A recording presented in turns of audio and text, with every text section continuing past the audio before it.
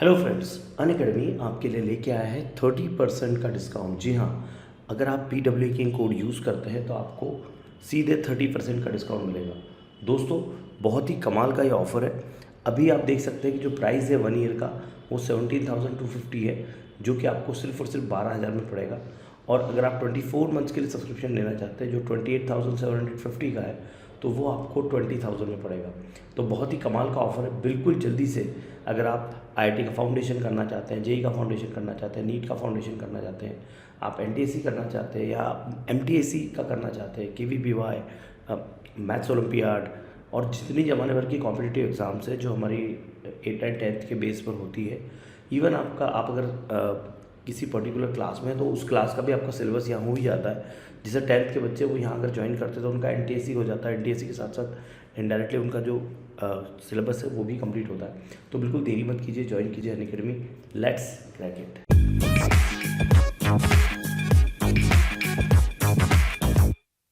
Hi, hello guys, welcome to Verma team. मैं कांचन और हम देख रहे हैं topic that is inheritance and variation from genetics part 1। Okay, तो लास्ट टाइम हमने कौन से पॉइंट्स कवर किए थे? यस, ओनली प्लेयोट्रॉपी ही हमारा कंप्लीट हुआ था, जिसमें मैंने आपको सिकल सेल एनीमिया का बहुत बड़ी एग्जांपल बताया था और उसके क्रॉसेस कैसे करने हैं वो भी मैंने आपको सिखाए थे। चलिए, आज का जो हमारा मेन पॉइंट है वो है chromosomal theory of inheritance. Chromosomal theory of inheritance.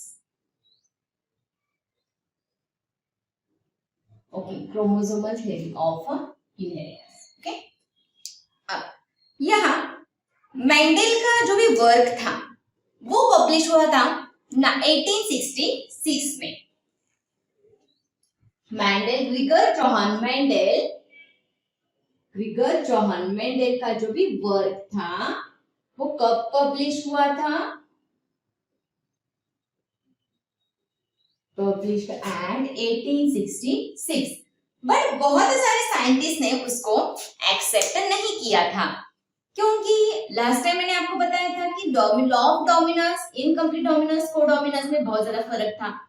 Mendel ने लॉ ऑफ डोमिनेंस बताया था, बट वो कैरेक्टर लॉ ऑफ डोमिनेंस में भी नहीं दिखाई दिए और कोडोमिनेंस में भी नहीं दिखाई दिए। तो इसलिए जो बाकी के साइंटिस्ट थे उन्होंने उसको अलग सा नाम दिया। एक को दिया लॉ ऑफ कोडोमिनेंस और दूसरा था इनकम्प्लीट डोमिनेंस। तो मेंडल का वर्क बहुत अच्छा था, बहुत साल तक उन्होंने वर्क किया। बट उनके वर्क पर जिन साइंटिस्ट ने रीडिस्कवरी की उन तीनों साइंटिस्ट का नाम मैंने ऑलरेडी आपको बताया है। That is Karl Correns, Tschermak and Hugo de Vries. इन तीन साइंटिस्ट ने मेंडल के वर्क पर रीडिस्कवरी की थी। Rediscovery Hugo de Vries, Karl Correns and Tschermak. Okay, तो इन साइंटिस्ट ने उस पर अगेन रीवर्क किया था, क्योंकि ओके मेंडल का वर्क बहुत बढ़िया था, बहुत अच्छा उन्होंने एक्सपेरिमेंट किया था।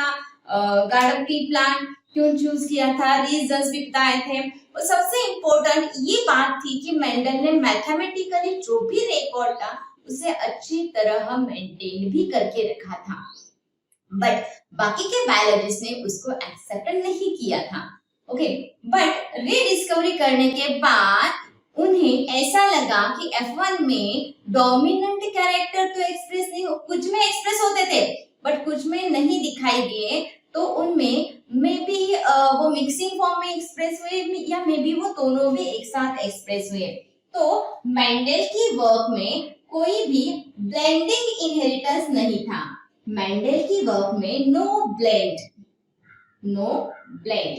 मतलब मिक्सिंग कोई भी कैरेक्टर नहीं था। मिक्सिंग कैरेक्टर नहीं था मतलब रेड और व्हाइट का मिक्सिंग जो है वो नॉर्मली पिंक आता है। तो उनके एक्सपेरिमेंट में ये उन्होंने नहीं बताया था। तो ब्लेंडिंग इनहेरिटेंस का उन्होंने कुछ भी एक्सप्लेन नहीं किया था, इसलिए उनका जो वर्क था वो थोड़ा सा बाकी के साइंटिस्ट ने उसको एक्सेप्ट नहीं किया था।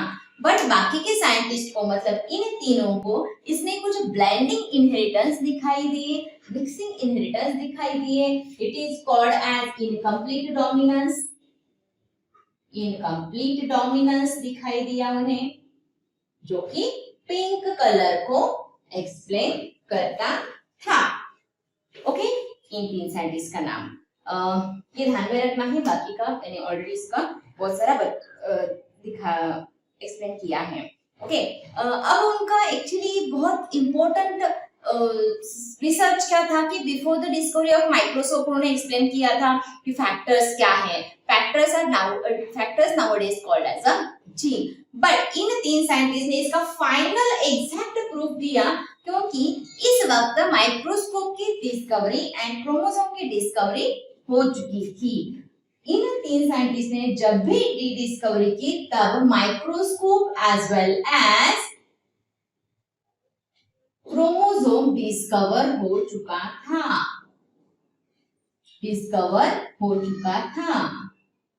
इसकी वजह से इनका जो कंक्लूजन था या रिजल्ट था वो सभी साइंटिस्ट ने इसको इजीली एक्सेप्ट किया। सेल कैसे डिवाइड होते हैं, कैसे क्रोमोसोम्स की क्रोमैटिड्स डिवाइड होते हैं, कैसे मियोसिस होता है, सब कुछ इसमें उन्होंने इन डिटेल बताया था। ठीक है, अब क्रोमोसोमल थ्योरी ऑफ इनहेरिटेंस दो साइंटिस्ट ने इसको एक्सप्लेन किया है। Based on these observations based on Sutton and Boveri। Scientist का नाम है Sutton and Boveri।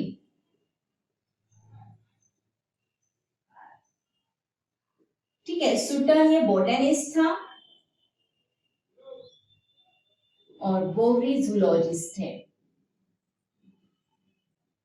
Botanist and zoologist. Okay, अब इन दोनों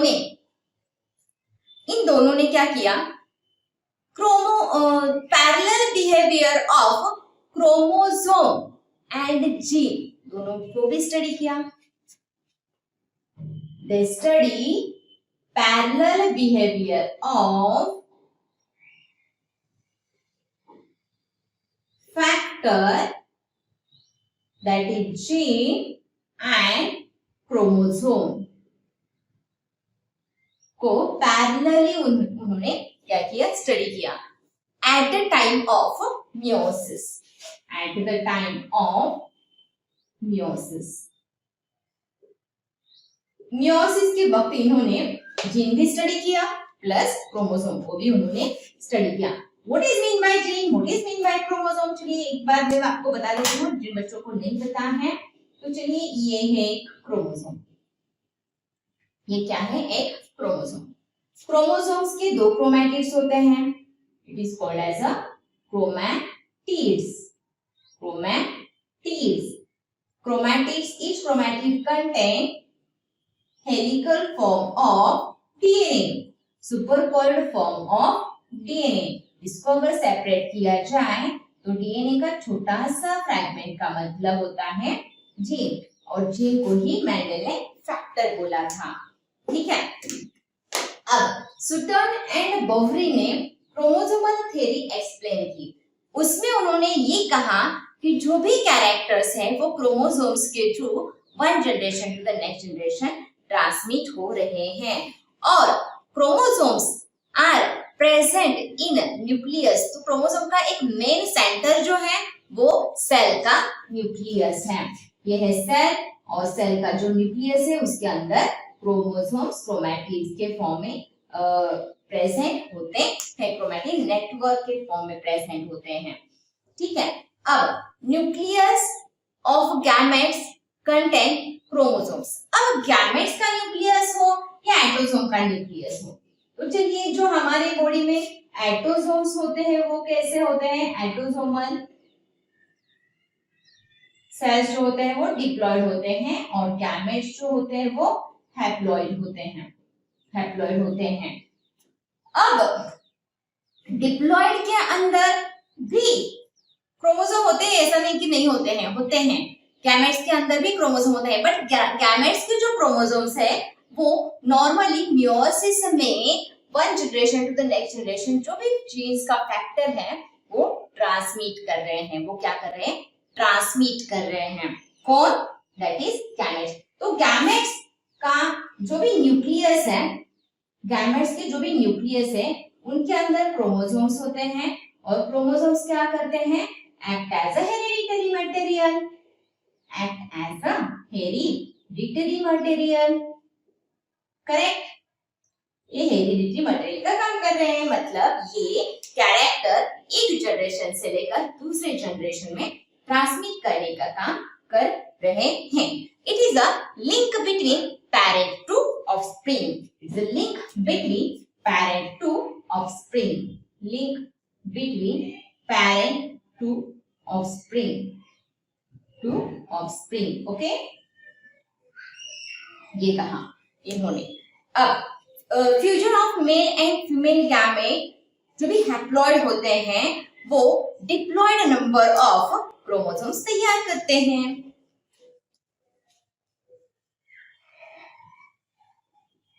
fusion of haploid male gamete with haploid female gamete to form diploid zygote, and diploid zygote contain chromosomes also. Okay, अब chromosomal theory of inheritance में हमारे text book के page number 56 पर कुछ diagrams दिए हैं और उस पर बेस्ड कुछ क्वेश्चंस पूछे हैं। तो एक बार आप डायग्राम्स देख लीजिए। डायग्राम में क्या बताया है? पहले डायग्राम में दो होमोलॉगस क्रोमोसोम दिए हैं, दूसरे डायग्राम में उसको सेग्रीगेट किया है और तीसरे डायग्राम में मियोसिस 2 दिखाया है। ओके, तीनों भी मैं डायग्राम निकालने वाली हूँ, बट पहले टेक अ स्क्रीनशॉट, इसको रफ करना होगा। ओके, अब सुटन एंड वोहरी का एक्सपेरिमेंट चल रहा है हमारा। पहले उन्होंने ये डायग्राम निकाली है कि यहाँ दो क्रोमोसोम्स में पेयरिंग हो चुकी है।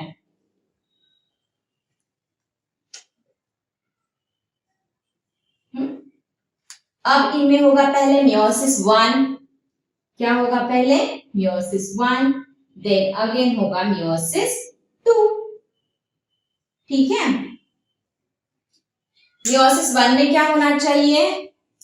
यहां दो क्रोमोसोम्स आएंगे, यहां दो क्रोमोसोम्स आएंगे। इसका मतलब 2 पेयर्स ऑफ क्रोमोसोम थे, तो यहाँ 1 पेयर ऑफ क्रोमोसोम बना। इसका मतलब यहाँ होगा पहले मियोसिस 1 और यहाँ होगा मियोसिस 2। मियोसिस 2। अब मियोसिस 1 के अंदर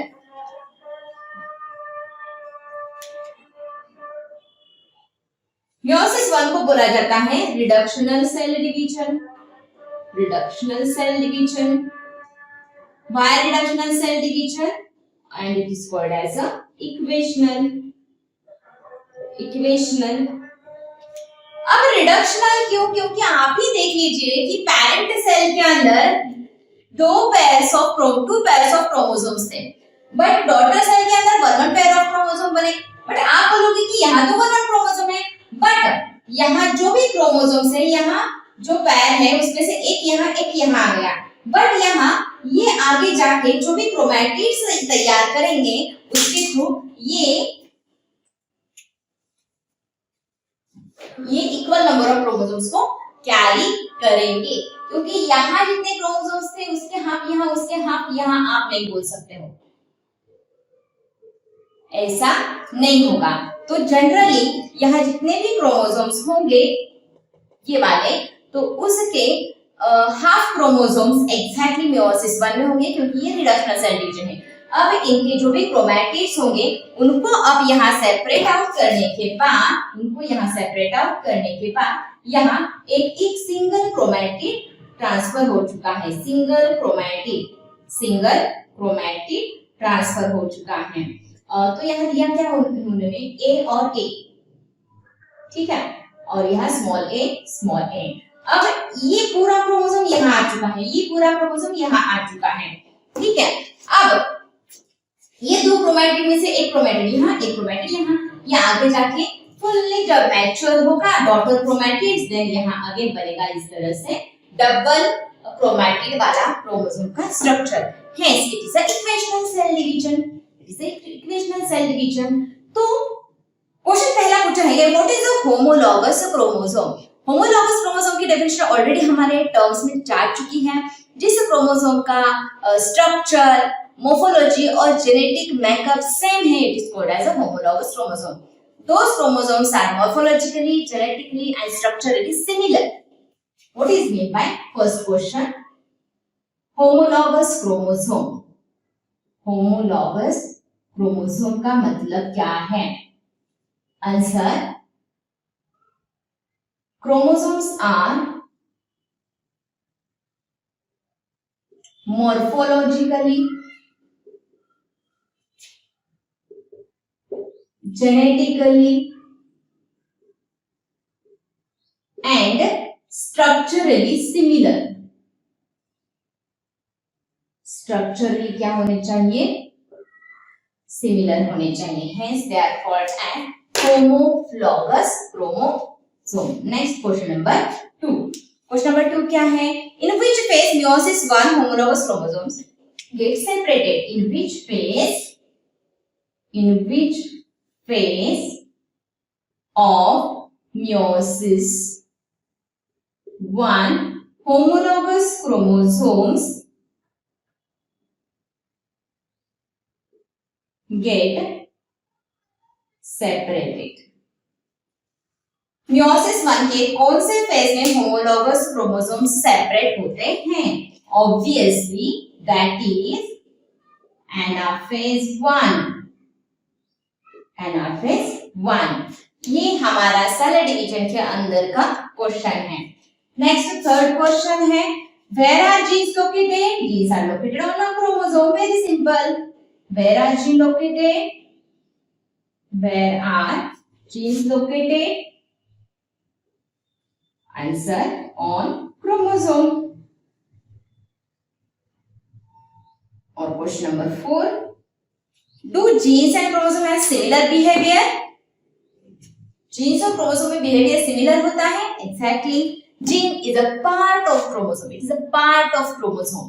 और gene नहीं है तो chromosome का कुछ काम नहीं है, क्योंकि chromosomes के हर पार्ट पर हर जगह genes प्रेजेंट होते हैं, क्योंकि gene is a structural and functional unit of chromosome. Gene is a structural and functional. Genes are structural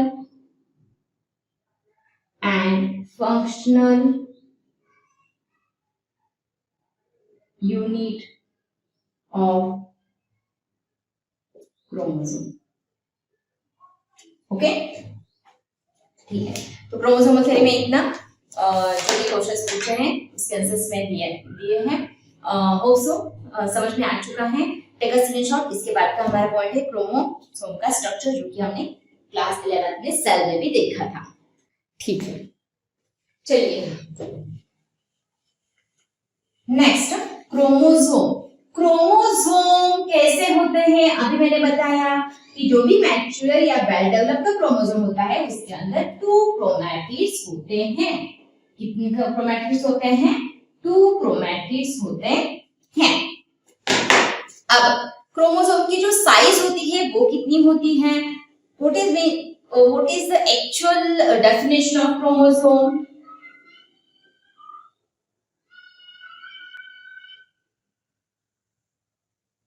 chromosome तो क्रोमोसोम्स हैप्लॉइड सेल में भी प्रेजेंट होते हैं, डिप्लॉइड सेल में भी प्रेजेंट होते हैं। उनकी जो साइज है वो 0.1 to 33 micrometre and length and 0.2 to 2 micrometre in thickness. Chromosomes are varies in length and thickness, अलग अलग है। फर्स्ट लेंथ है उसकी 0.1 माइक्रोमीटर से लेकर 33 माइक्रोमीटर, और थिकनेस है उसका 0.222 माइक्रोमीटर। ध्यान में रखना है क्रोमोसोम्स की लेंथ अलग अलग होती है। क्रोमोसोम का मतलब है, क्रोमा का मतलब है कलर और जोम मतलब बॉडी। जोम मतलब बॉडी। जो वो कलर्ड बॉडी हमारे न्यूक्लियस के अंदर प्रेजेंट होती है, it is called as chromosome. The coloured body present inside the nucleus of cell.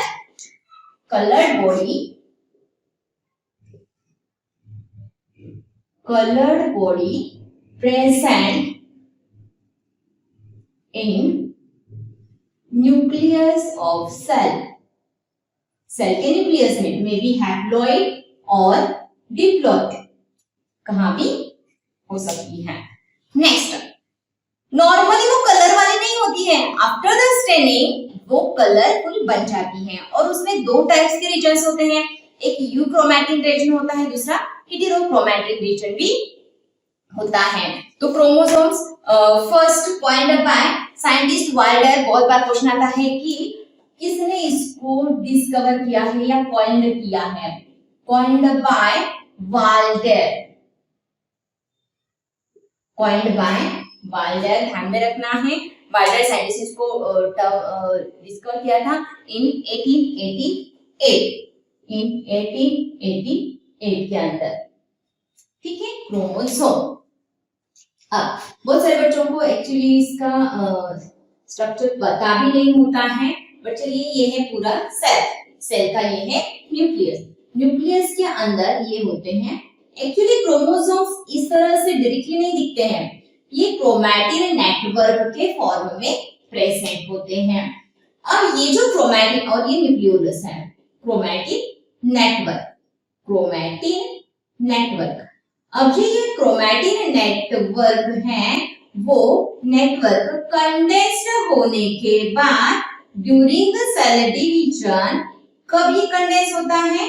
During cell division, may be meiosis हो या मे बी माइटोसिस हो, ये कंडेंस हो जाते हैं। कंडेंस मतलब कॉन्ट्रैक्ट हो जाते हैं। आफ्टर द कॉन्ट्रैक्शन ये जो क्रोमोसोम्स है ये थिक बन जाते हैं।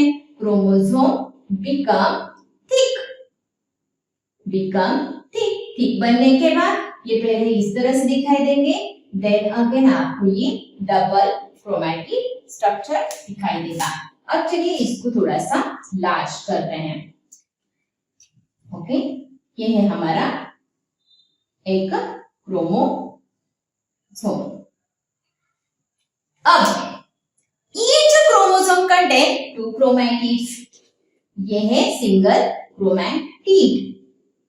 ये क्या है? Single chromatid.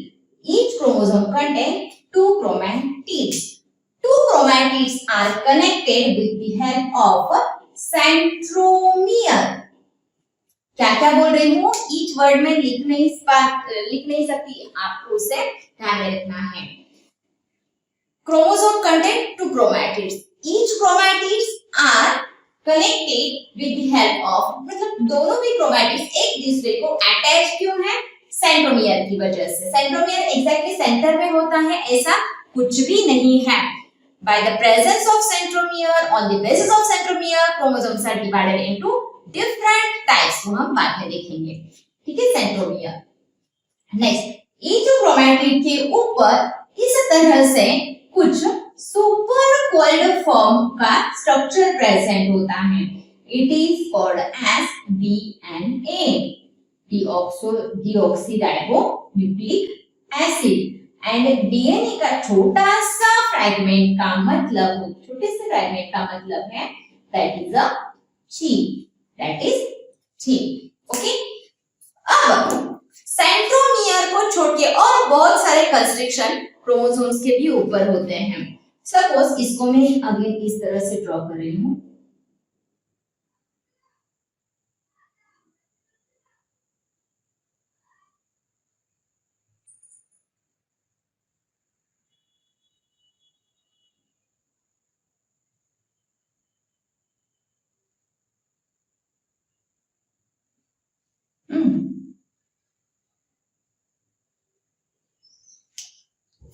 ओके,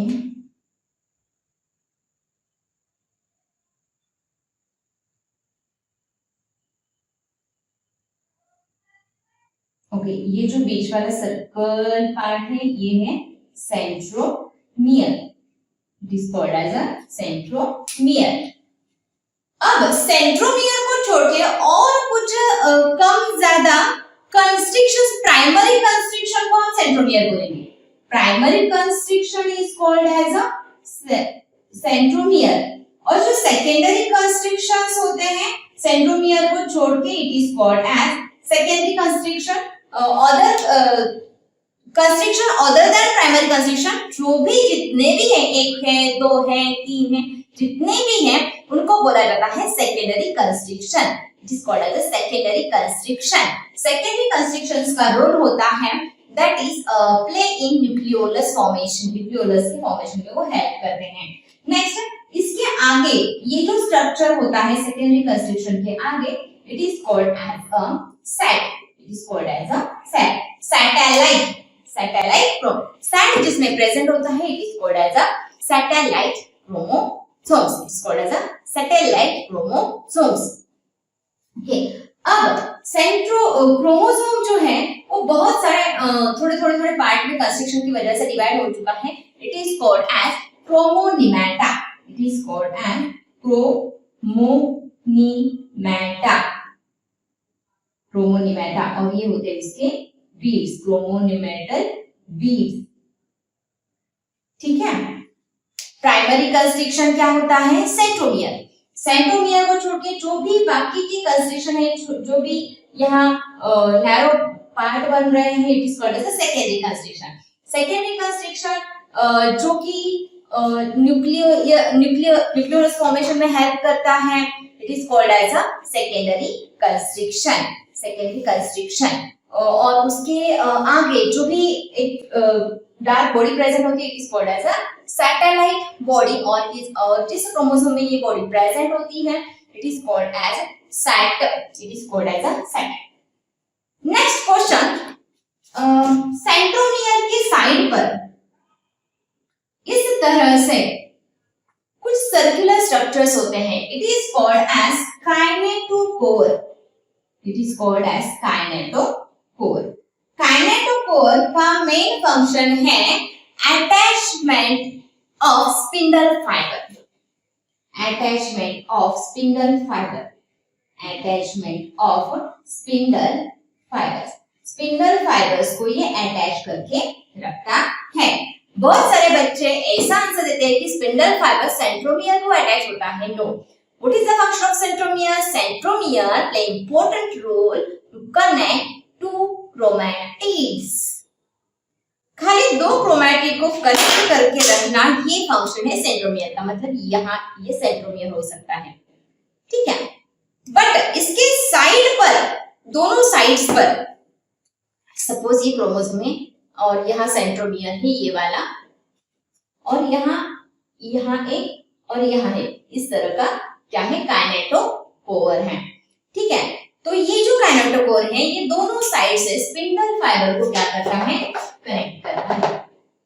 जब क्रोमोसोम्स हॉरिजॉन्टली अरेंज होते हैं तब ऊपर से और नीचे से जो भी स्पिंडल फाइबर्स आ रहे हैं सेंट्रियोल्स के थ्रू, उसको अटैच करने का फंक्शन कौन कर रहा है, काइनेटोकोर। मतलब spindle fibre attach to the kinetochore कहां प्रेजेंट होते हैं, on the either side of exactly centromere. समझ में आया actual difference between kinetochore and centromere. Okay, तो ये एक स्ट्रक्चर है क्रोमोसोम का, जहां मैंने कुछ बीट्स भी बनाए हैं, इसको ऐसे क्रोमोमियर भी कह सकते हो आप इसे। एक बार इसको निकालती हूँ मैं अच्छी तरह से, थोड़ा सा बड़ा वाला। ये क्रोमोसोम है, क्रोमोसोम का प्राइमरी कंस्ट्रक्शन मतलब सेंट्रोमियर। ओके, अब अगर ये क्रोमोसोम इस तरह से निकलता है,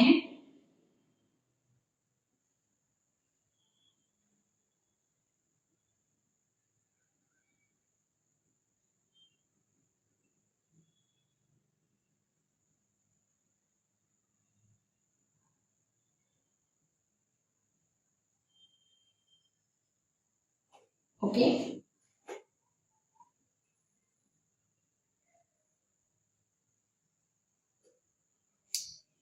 इसके ऊपर beads like structure is called as chromomere. It is called as chromomere. और ये जो कंस्ट्रक्शंस की वजह से क्रोमोसोम्स के कुछ पार्ट्स बन चुके हैं, it is called as chromonemata. Chromonemata, chromomere. Secondary construction,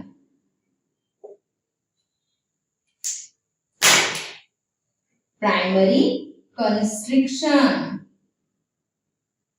is also called as a centromere.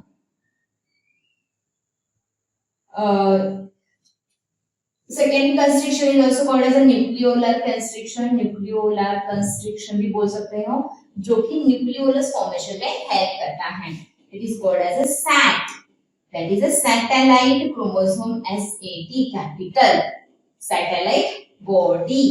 Okay, so this is called as that is structure of chromosome. ठीक है, टेक्स्ट बुक में भी दिया है, एक बार देख लीजिए. इसके बाद हम देखेंगे कि क्रोमोसोम्स का प्लॉइडी नंबर क्या होता है. तब तक के लिए टेक अ स्क्रीनशॉट. ओके, तो आज का टाइम हमारा खत्म हो चुका है. नेक्स्ट सेशन में हम सेक्स क्रोमोसोम्स के बारे में और क्रोमोसोम्स के प्लॉइडी के बारे में हम देखेंगे. Selfie ploidy, haploid, diploid, triploid, tetraploid क्या होती है, यूप्लॉइड, अनयूप्लॉइड, प्लॉइड. ओके, तो चलिए मिलते हैं नेक्स्ट सेशन के अंदर भी टेक्स्ट पॉइंट्स के साथ. तब तक के लिए बाय बाय. उसके पहले अब तक आपने अगर हमारे चैनल को सब्सक्राइब नहीं किया है तो please like, share and subscribe to Pawan Mang Academy. और अगर सेशन अच्छे लगे हैं तो कमेंट में जरूर लिख देना. चलिए बाय बाय.